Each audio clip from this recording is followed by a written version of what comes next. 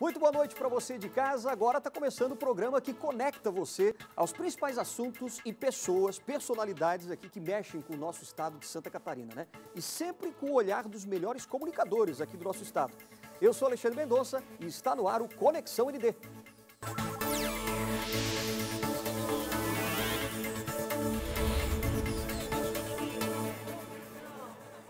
E olha, o assunto de hoje é o seguinte: você acha que as crianças e os adolescentes também, né, os jovens de maneira geral, devem voltar para as aulas presenciais? Será que as escolas, por exemplo, já deveriam ter voltado?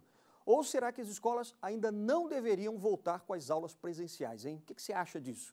Esse é o assunto, então, do nosso programa de hoje. E você já sabe, né, que a cada dia a gente tem aqui uma presença de um comunicador do Grupo ND.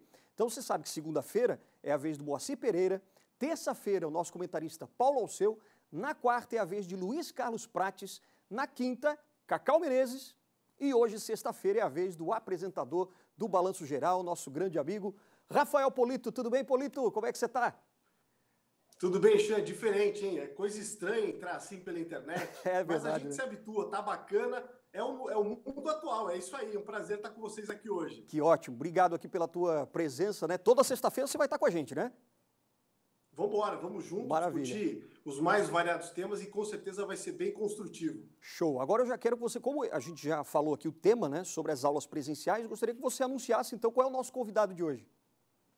O convidado mais que especial, e antes de mais nada já quero dizer o seguinte, a aula deveria ter voltado para ontem, muito tempo perdido, Brasil batendo recorde, mais de 220 dias sem aula presencial, é um absurdo, é uma vergonha. Quero chamar o doutor Cecim Alacar, um dos grandes pediatras do Brasil, um dos maiores de Santa Catarina, está aqui com a gente para esclarecer uma série de dúvidas, para a gente entender e se aprofundar um pouquinho mais em relação a esse assunto, porque as nossas crianças estão fora da escola e as consequências, não só em relação à educação, à questão pedagógica, são também as consequências psicológicas. Doutor, prazer ter o senhor com a gente aqui. Bem-vindo ao Conexão ND. Boa tarde, bom dia, boa noite a todos. Boa noite, Polito. Obrigado pelas palavras. Você sabe que eu gosto muito de você. Você é um grande comunicador. E acima de um grande comunicador é um ser humano com letras maiúsculas, rapaz. Né? Que legal. Mais lindo de conhecer e conviver e ser amigo de um ser humano grande. Obrigado, Rafael. Gosto muito, acompanho o seu trabalho desde o começo. Um bravo, um desbravador, um esforçado. Parabéns. Seu trabalho está sendo compensado. Estamos aí, né? Eu acredito que não tem mais do que convencer, né? O casamento está pronto, a noiva está na frente do padre, né? Só tem que casar. Por quê? Porque não tem mais motivo para dizer que não tem que começar as aulas. Eu acho que hoje a gente teria que falar muito mais de quais eram os caminhos para que esse começo fosse bom e fosse seguro. Eu vou falar da minha parte pediátrica, eu vou dizer o que realmente as famílias têm que fazer para que os seus filhos voltem de maneira segura. E é isso, entendeu? Voltar para onde, como diz, né? Volta já comemorando o dia de Nossa Senhora Aparecida, no feriado, volta todas as escolas lindas, maravilhosas, com aquelas crianças brincando, todas loucas de saudade para conhecer. Porque se nós temos saudade dos nossos amigos, dos nossos familiares, e temos a condição de visitá-los, de conhecê-los, as crianças estão sendo privadas disso.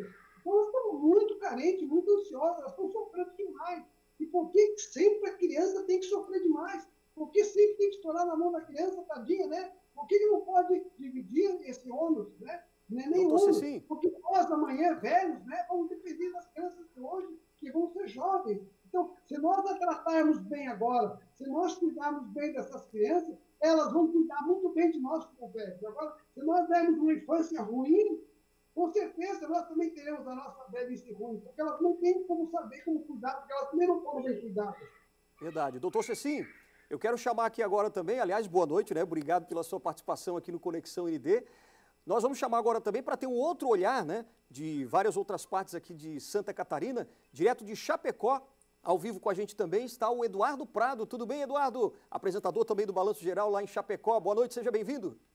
Boa noite, Alexandre. Boa noite, Polito. Boa noite, doutor Cecim. Realmente, aqui do Oeste, se tem uma coisa que eu sempre concordei desde o começo que o Polito começou a debater esse assunto, é que nós temos que ter o direito de usar o livre-arbítrio.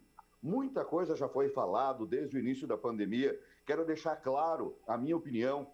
é que eu acredito que Santa Catarina queimou pneu muito cedo. Santa Catarina queimou pneu muito cedo na questão do fechamento de comércio, do isolamento, tanto que a gente entrou numa agonia como uma espécie de um pavor.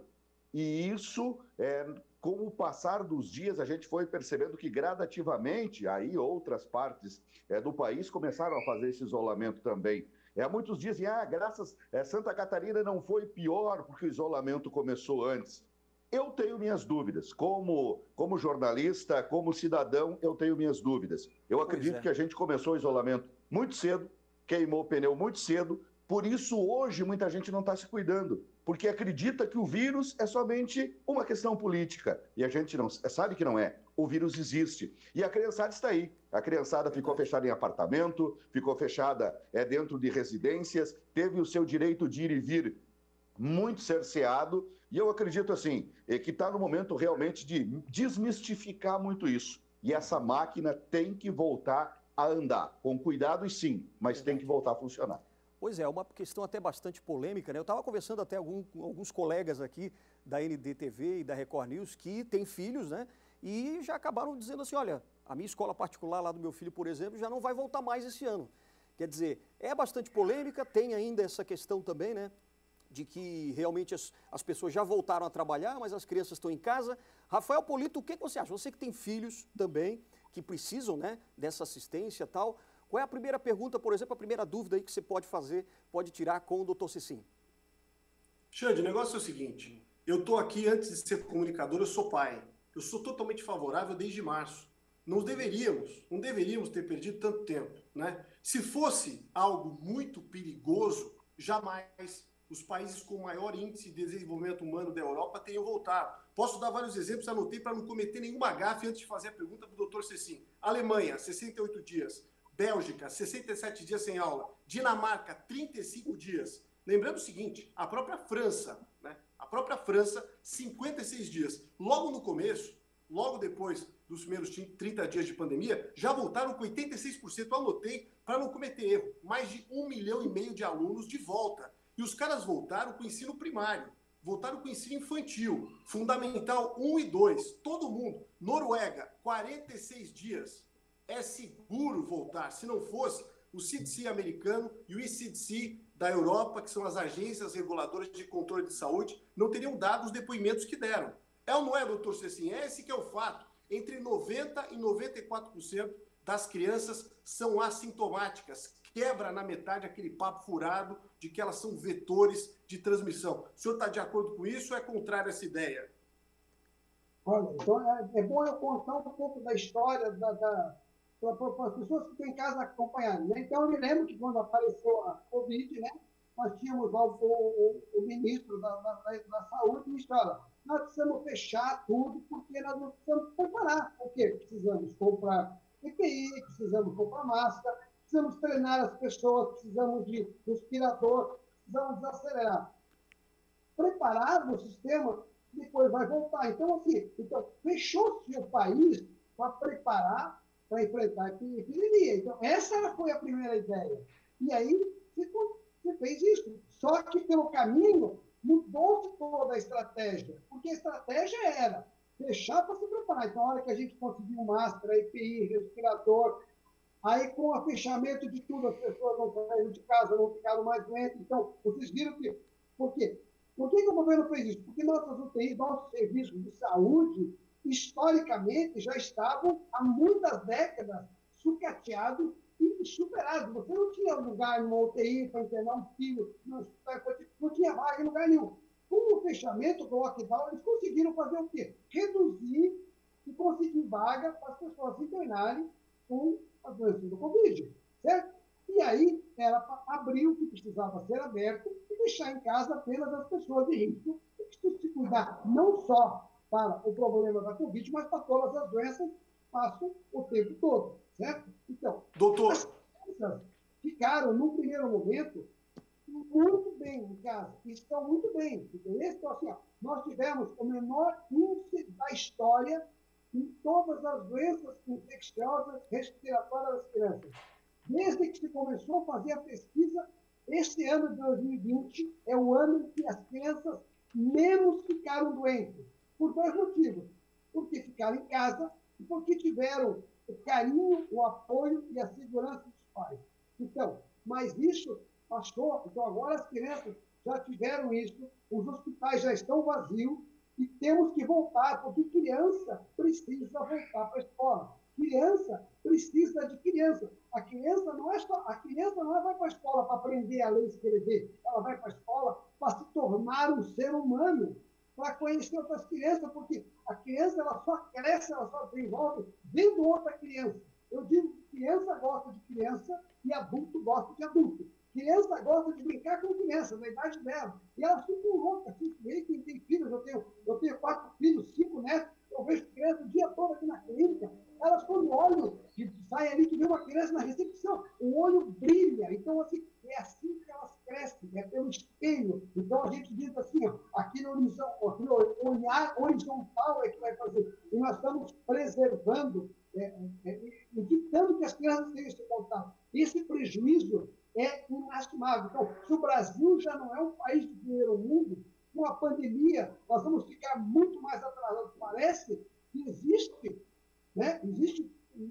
sei lá, um complô contra o Brasil, entendeu? De países que continuam, nós vamos voltar, mas vocês não voltam. E parece que as pessoas aqui, parece que existe um fake news generalizado nesse país, e nós somos umas vozes, começamos do político, começamos muito cedo lá no programa, de não, porque essa tem que ir para a praia, tem que ir para a livre, tem que ir para tudo. Eu faço parte de um grupo de mais de 200 pediatras, que são o FIPE da pediatria, e eu sempre fui condenado, e agora, de 2 semanas para cá, todo o grupo também está a favor. Então, assim, hoje, nós somos praticamente fora as pessoas ideologicamente, por questão política, todas as outras pessoas coerentes querem que volte à escola. Lugar de criança é na escola. E não existe um lugar mais seguro para uma criança ficar do que na escola. É mais seguro que em casa, é mais seguro do que na rua, é mais seguro do que viajar. Então, uma criança em desenvolvimento pleno, ela fica melhor na escola. Lá ela tem um desenvolvimento holístico, isto é,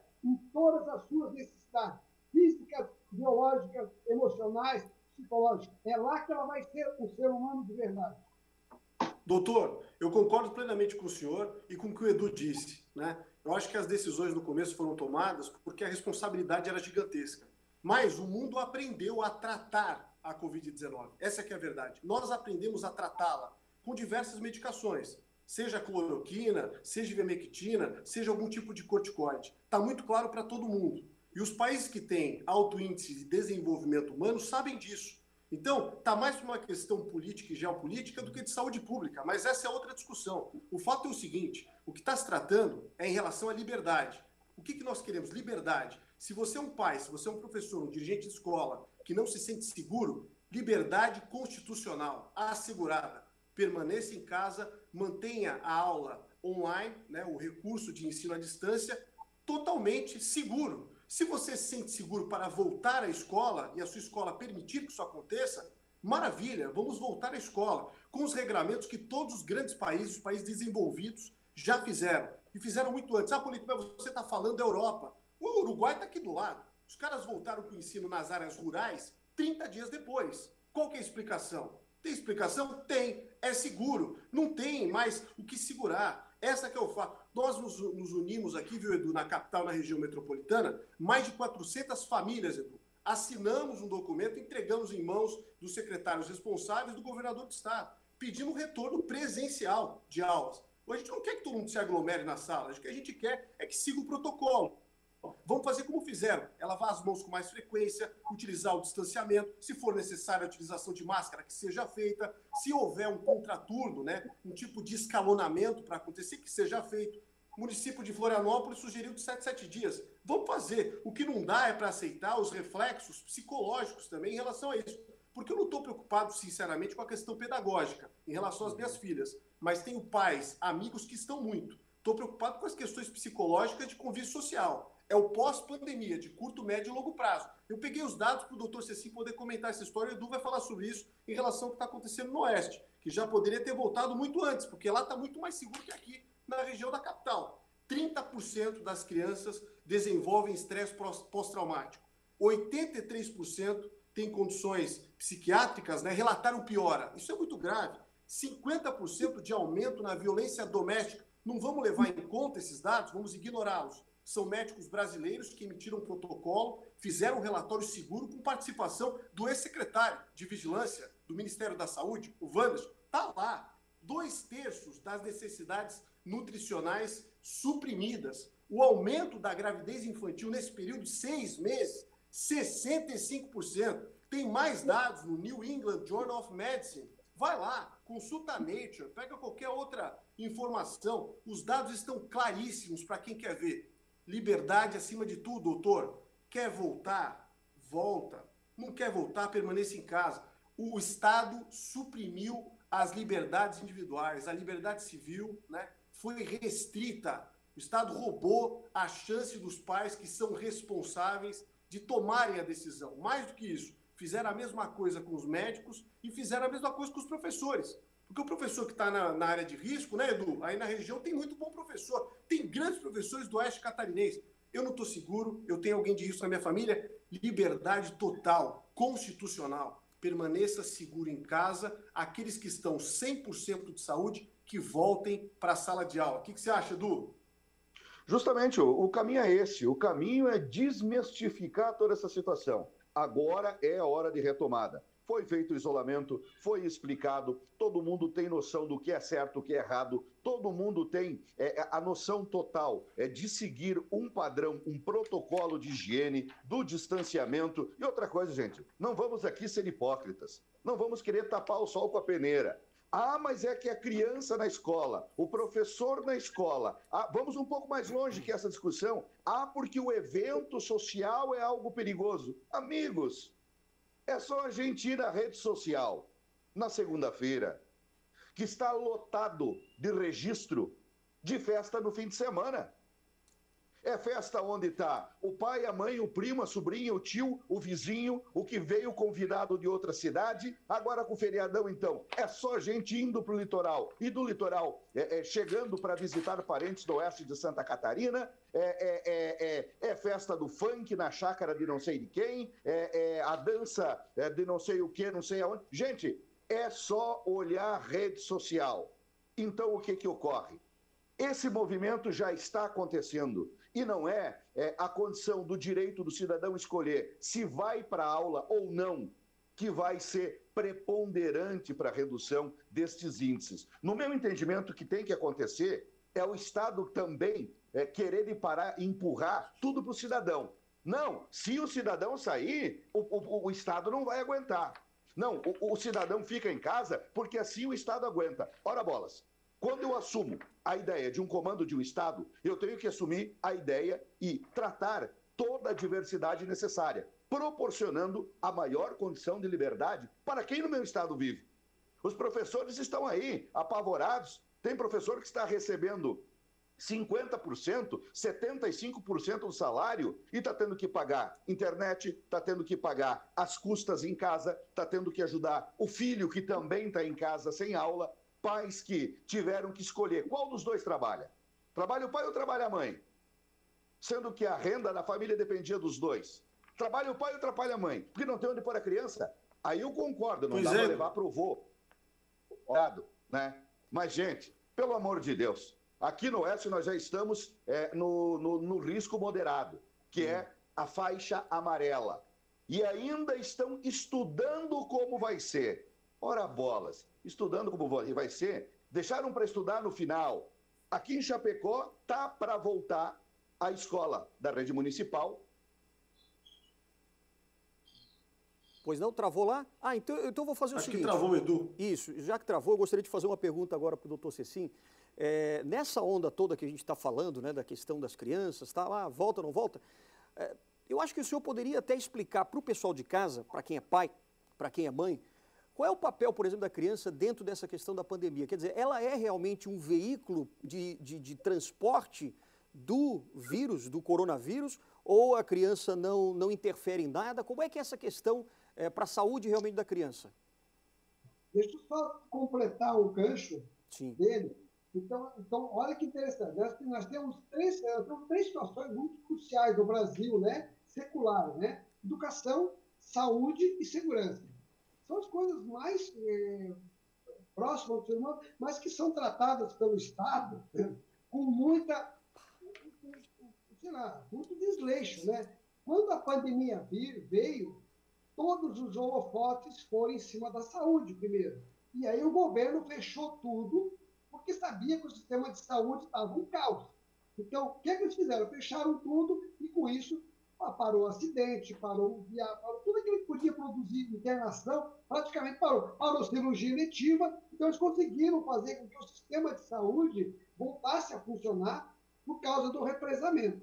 Tá? Aí a segunda ferida exposta, a escola. A escola tem problemas. Então, eu trabalho, né, eu vejo aqui na clínica e no hospital 31 anos, então onde é que as crianças ficavam doentes? Na escola. Mas por quê?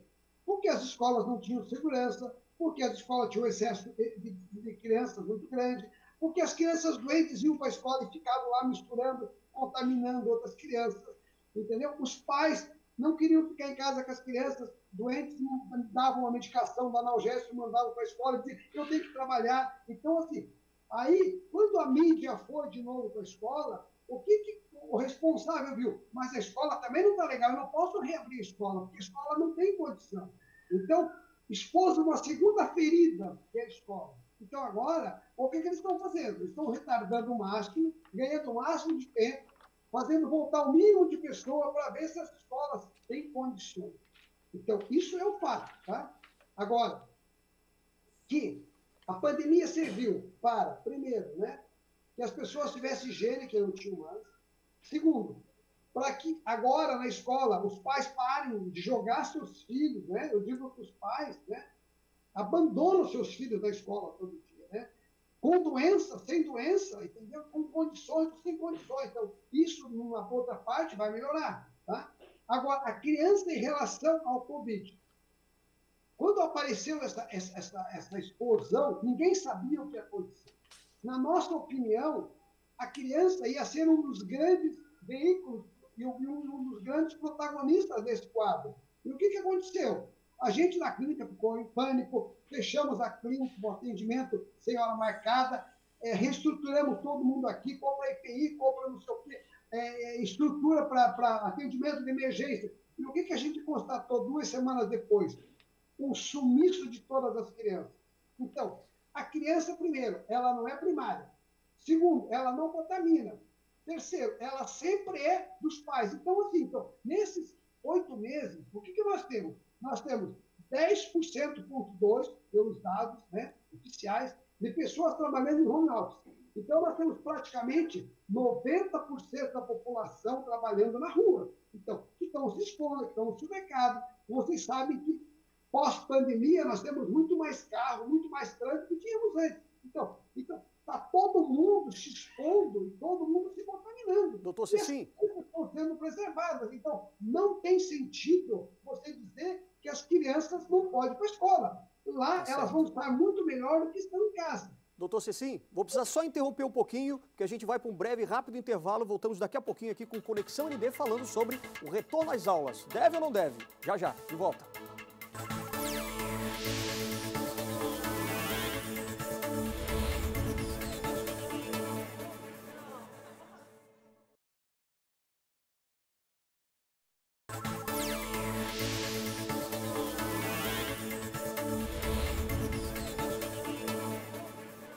Muito bem, estamos de volta com Conexão ND, falando sobre o retorno às aulas, né? Será que as crianças devem voltar ou não? Olha só o nosso time hoje aqui discutindo, né, sobre esse retorno, possível retorno das aulas presenciais. Rafael Polito, apresentador do Balanço Geral, doutor Cecim também, pediatra aqui de Santa Catarina, e ainda o Eduardo Prado, direto de Chapecó. Eu queria só fazer uma colocação que o doutor Cecim agora há pouco estava falando sobre a questão das crianças, se elas são transporte ou não. O senhor falou até que as crianças elas não transmitem, então, o coronavírus, é isso? Não, elas não são transmissoras primárias. Certo. Então assim, o que acontece? A nossa ideia no início é como nós tínhamos, por exemplo, no caso da influenza, tá? que é a gripe. Então, a criança é uma grande transmissora da gripe, entendeu? Em criança, a gripe é um quadro viral grave. Tá? Mata, hospitaliza. Bronquite, pneumonia, mata e hospitaliza. Então, para nós, nós tínhamos a ideia, quando começou a Covid, que as crianças também seriam essas vítimas. E depois de 8 meses, concluímos todos que a criança não é a vítima da Covid, ela não tem nenhum tipo, ela não é nada parecido com todos os outros quadros virais. Na criança é um quadro extremamente leve, ela não é a pessoa que leva o contágio, a não ser que ela pegue de seus pais, entendeu? Então, sempre vem do adulto para a criança. A criança não transmite. Por quê? Porque a criança não é primária. Então, qual é a única situação de responsabilidade dos pais na escola? Tá? É não levar seus filhos se eles tiverem alguma suspeita de Covid. Então, se os pais tiverem a responsabilidade de não levar seus filhos, se eles estiverem com febre, dor de garganta, né? Ou tiverem contato com alguém, então vai lá, faz o exame, faz o PCR, que o teste rápido não é muito confiável, mas o PCR faz, aquele que bota o cotonete no nariz, né? A garganta, 24 horas está pronto, se tiver nada, vida normal. Se não tiver, se tiver positivo, em casa. Então, doutor Cecim, se nós fizermos isso, nós vamos ter uma volta para a escola muito segura, entendeu? Maravilha. A gente já está se encaminhando para o final do nosso programa, né? Porque a gente falou bastante até no pouco tempo que a gente tem, mas eu gostaria das considerações finais agora do Eduardo Prado e depois na sequência do Polito, tá certo? Eduardo, suas considerações finais então. Olha, primeiro dizer que é extremamente importante esse tipo de debate. Parabéns a toda a estrutura da Record News por pensar nesse detalhe do Grupo ND também. E dizer o seguinte, que aqui na região oeste a gente está aguardando o protocolo que o pessoal vai ter que seguir. Como vai ser esse contingenciamento, né? Aqui em Chapecó, então, como falei anteriormente, o pessoal está com a probabilidade para as escolas municipais e para as escolas particulares ou retorno gradual. Por exemplo, numa sala de 10 alunos, 5 alunos estudam na segunda-feira, os outros 5 na terça e assim vai revezando. Quem achar mais seguro segurar a criança em casa, vai segurar a criança em casa e continua o trabalho online. O município de Xanxerê não saiu uma diretriz ainda. Nós estamos aguardando o município de Xanxerê. E os demais municípios do entorno, aqui no nosso oeste, estão direcionando os trabalhos mais ou menos como Chapecó está direcionando. É o caminho, o direito de você escolher, da família escolher, Alexandre. Tá certo, Eduardo. Vou passar aqui então para o Polito. Polito, suas considerações. Se quiser fazer uma última perguntinha para o doutor Cecim, ainda dá tempo. Acho que é isso, Edu. Tem que imperar a liberdade, né? A OMS que fez essa papagaiada toda, os caras não sabiam o que estavam fazendo, essa que é a verdade, junto com a Unesco, a Unicef. Aí vem em setembro, né, no mês passado, aquele papo, até anotei para não cometer nenhum equívoco. Falaram assim, apelamos aos governos que abram as escolas. Não existem evidências suficientes que comprovam que a reabertura das escolas agrava a transmissão. 27% dos pais já perderam os empregos porque tem que cuidar dos filhos. A questão psicológica dessa família, o estresse, né, a depressão, não coloca. Eu tenho vários amigos psicólogos, psiquiatras que estão com os consultórios abarrotados de gente sofrendo impactos severos por conta dessa situação. Isso não vamos colocar também aqui em xeque. E aí você pega o dado, 2% só dos casos do mundo. A criança é menor suscetível à transmissão. Está claro, isso aí está evidente e está em qualquer revista científica publicada. Aí vou além, para trazer um dado para colocar mais lenha na fogueira. Porque o negócio é esse, nós como pais temos que brigar pelos direitos dos nossos filhos. Está na Constituição Federal e isso aí eu vou cobrar como cidadão. Está lá, parágrafo 3º, inciso 7º, artigo 208. O não oferecimento do ensino obrigatório pelo poder público ou sua oferta irregular importa a responsabilidade da autoridade competente. Os homens e mulheres que estão no poder e que tomaram essas decisões, a meu ver, precipitadas, precisam responder judicialmente, né, por conta dos reflexos da pandemia. Porque não foi a pandemia que veio, caiu de disco voador aqui na Terra e abduziu as pessoas. São as pessoas que estão no poder, sentadas nas cadeiras, com a caneta na mão, que tomaram as decisões. Muitas delas com interesses obscuros ainda, pelo menos para mim, e eu falo só por mim aqui. Me digo indignado com essa situação, porque quero meus filhos de volta para a escola. Eu e centenas de outros pais e mães. Então faço um desabafo aqui, né, nesse programa que vai ganhar grande repercussão com toda certeza, porque o assunto é importantíssimo. Essencial, em primeiro lugar, tinha que ser educação. Depois até a saúde. O mundo aprendeu a tratar a Covid-19 E eu, sinceramente, não quero ficar esperando vacina, que sabe lá Deus quando vai chegar, para poder colocar as crianças de volta na escola. Essa que é a questão, doutor. Ninguém sabe quando chega a vacina, doutor Cecim. Vamos ficar esperando até quando? Político, isso que tu falou é toda a realidade. Então, vamos por partes. Primeiro, tá?